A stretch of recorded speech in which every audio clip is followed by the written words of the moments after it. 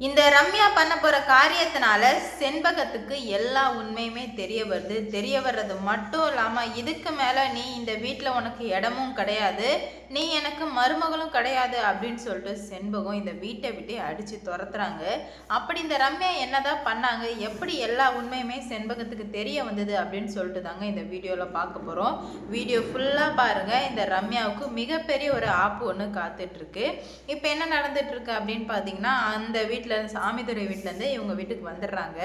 வந்ததுமே வந்துட்டு இவளுக்கு தான் வந்து அந்த கல்யாணம் அந்த ஃபீல் கொஞ்சம் கூட இல்லையா, அதனால நெத்தியில இவ குங்குமமே வைக்கலை. குங்குமமே வைக்காம அங்கிட்டும் இங்கிட்டும் தெரிஞ்சிட்டு இருக்கு. இன்னைக்கு கல்யாணம் ஆகி 3வது நாள். அப்படி இருக்கும்போது நெத்தியில குங்குமம் இல்லைன்னதும் செண்முகம் இருந்துட்டு, என்ன தங்கம் நெத்தியில குங்குமமே இல்லை, இப்படியா இருக்கிறது, இங்கே வாடா சரவணா, தங்கத்துக்கு வந்து குங்குமத்தை வச்சு வை அப்படின்னு சொல்லவுமே ரம்யாவுக்கு பயங்கரமாக கோவம் வர ஆரம்பிக்குது. என்னடா இது விச, இவனை என்ன பண்ணுறது அப்படின்னு சொல்லிட்டு தெரியலையான்னு சொல்லிட்டு அமைதியாக இருந்துக்கிட்டே இருக்க, அப்போ தான் வந்துட்டு சரவணனும் ஹாப்பியாக குங்குமத்தை எடுத்தாந்து ரம்யா நெத்தியில் வைக்கலாம் அப்படின்னு சொல்லிட்டு வரும்போது கரெக்டாக வந்து கையை தட்டி விட்டான். அங்கே உள்ள எல்லாருக்குமே அதிர்ச்சி.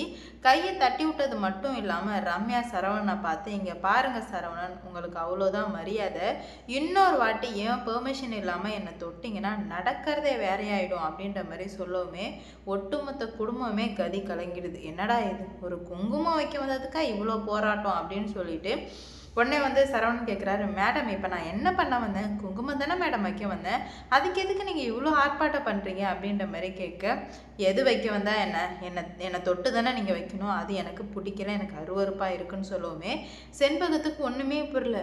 என்ன ரம்யா நீ இப்படி பேசுகிற, அவன் புருஷன் தானே, குங்குமம் வைக்கிறதுக்கு அவனுக்கு மட்டும்தானே உரிமை இருக்குது, அப்புறம் இருந்துக்கிட்டு நீ எப்படி இப்படி பேசலாம் அப்படின்னு சொல்லும்போது, நான் அப்படி தான் பேசுவேன், உங்களால் என்ன பண்ண முடியும் அப்படின்ற மாதிரி ரொம்பவே திமிராக பேசவுமே இப்போ தான் செண்பகத்துக்கு எல்லா உண்மையுமே தெரிய வருது.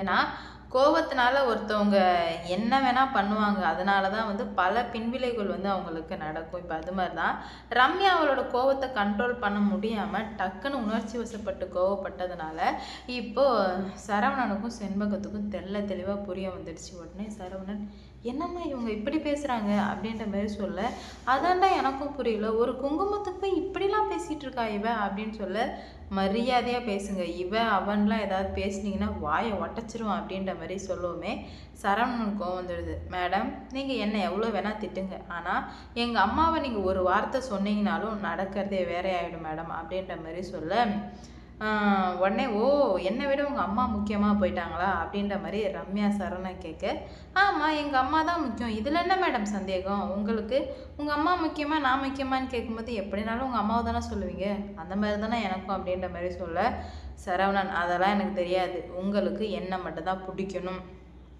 அப்படின்ற மாதிரி சொல்ல, நீங்கள் பண்ணுறது போகிறது எதுவுமே எனக்கு பிடிக்கல மேடம், எதுக்காக நீங்கள் இப்படி நடந்துக்கிறீங்கன்னு எனக்கும் புரியலை அப்படின்ற மாதிரி சொல்கிறாங்க. ஆனால் அப்போ தான் ஐயோ நம்ம கோபத்தில் என்னென்னமோ முடிவு எடுத்துட்டோமே, இப்படி இருந்தால் சரி வராது, இப்போ என்ன பண்ணுறேன்னு சொல்லிட்டு அவளுக்கு ஒன்றுமே புரியல. அப்போ தான் வந்து ரம்யா சொல்கிறா, ஐயோ இப்போ என்ன சமாளிக்கிறதுக்குள்ளவே வந்து செண்பகத்துக்கு கோவம் வந்துடுது. சி உன்னை போய் என் பிள்ளைக்கு கல்யாணம் பண்ணி வச்சு தப்பு பண்ணிட்டேனே, ரொம்ப பெரிய தப்பு பண்ணிட்டேன் அப்படின்னு சொல்லிட்டு ரொம்ப வருத்தப்பட்டுக்க, ஆண்டி அப்படிலாம் சொல்லாதீங்க ஆண்டின்னு சொல்ல, சி கையெடு, யார் ஆண்டி, இதுக்கு மேலே உனக்கும் எனக்கும் எந்த ஒரு சம்மந்தமும் கிடையாது, என்னை இதுக்கு மேலே ஆண்டி அப்படி இப்படின்னு எதனா சொன்னேன் நடக்கிறதே வேறையாயிடும் அப்படின்ற மாதிரி சொல்லிடுறாங்க. உடனே இவங்களுக்கு சுத்தமாக புரியல, என்ன பண்ணுறது, என்னடா இது இப்படி வந்து பிரச்சனை ஆயிடுச்சு, நம்ம என்ன பண்ண போகிறோம் அப்படின்ற மாதிரி யோசிக்கிறதுக்குள்ளவே எல்லாமே வந்து முடிஞ்சு போயிடுச்சு. அப்போ தான் வந்து ரம்யா சொல்கிறாங்க, நான் ரொம்ப பெரிய தப்பு பண்ணிட்டேன், நான் மன்னிச்சிருங்க, நீ இதுக்கு மேலே மன்னிப்பே கிடையாது, இந்த வீட்டை விட்டு வெளியே போ அப்படின்னு சொல்லிட்டு கழுத்தை பிடிச்சி தரன்னு பிடிச்சி இழுத்தாந்து வெளியே விடுறாங்க.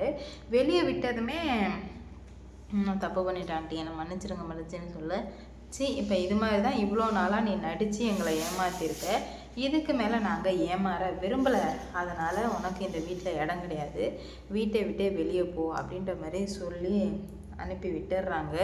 சரவணன், பேசுங்க சரவணன், எனக்காக பேசுங்க சரவணன் சொல்ல, மேடம் என்ன மேடம் நீங்கள் மாற்றி பேசுகிறீங்க, நீங்கள் என்ன அண்ணியனா, அப்படியும் பேசுகிறீங்க இப்படியும் பேசுகிறீங்க, உங்களுக்கு என்னதான் மேடம் பிரச்சனை அப்படின்ற மாதிரி கேட்க, சரவணன் ஏதோ ஒரு கோபத்தில் பேசிட்டேன் சரவணன் சொல்ல, ஏதோ ஒரு கோபத்தில் இப்படி தான் பேசுவீங்களா மேடம், பெரியவங்க சின்னவங்கன்ற மரியாதையே இல்லாமல் இப்படி தான் பேசுவீங்களான்னு கேட்கும்போது உடனே ரம்யா இருந்துக்கிட்டு, ஐயோ நான் தப்பு பண்ணிட்டேனே, நம்ம இப்போ இந்த வீட்டை விட்டு போனால் எல்லாமே வந்து முடிஞ்சு போயிடுமே, நம்ம இந்த வீட்டில் இருக்கிற வரைக்கும் தான் நமக்கு எல்லாமே நல்லது நடக்கும், இந்த வீட்டை விட்டு போயிட்டால் கண்டிப்பாக வந்து ஒன்றுமே நல்லது நடக்காதே அப்படின்ற மாதிரி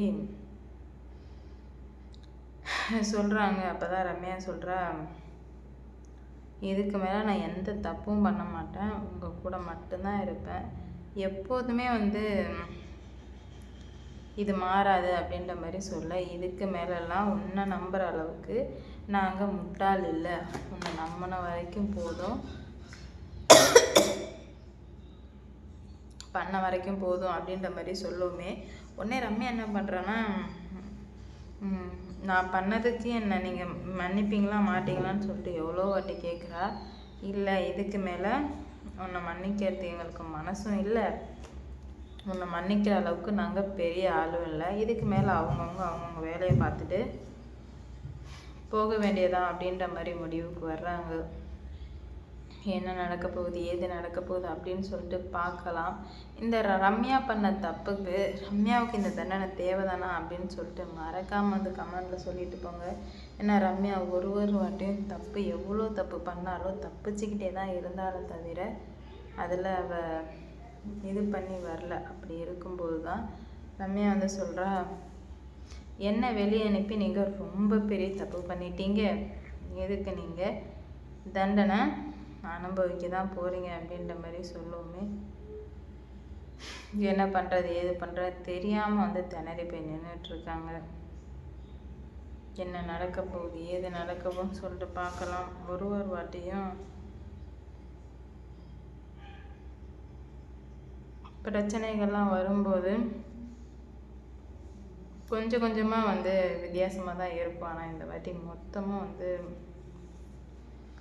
குழம்பி போயிடுச்சு. இதனால ரம்யா ரொம்ப ஸ்ட்ராங்கான முடிவுக்கு கொண்டு வரவுமே ரம்யா சொல்லிட்டாங்க, கண்டிப்பாக வந்து இந்த பிரச்சனைக்கு எல்லாத்துக்குமே காரணம்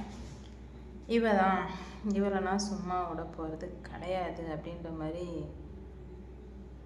சொல்லி முடிவுக்கு வர்றாங்க. ஒரு வாட்டியும் பிரச்சனைகள் எவ்வளோதான் வந்து வந்தாலும் இதுக்கு மேலே வந்து இந்த மாதிரி பிரச்சனைகள் வர்றது தவிர்த்து தான் ஆகணும் அப்படின்ற மாதிரி சொல்கிறாங்க. என்ன நடக்க போகுது ஏது நடக்க போகுது அப்படின்னு சொல்லிட்டு வெயிட் பண்ணி பார்ப்போம். இந்த வீடியோ பிடிச்சிருந்தா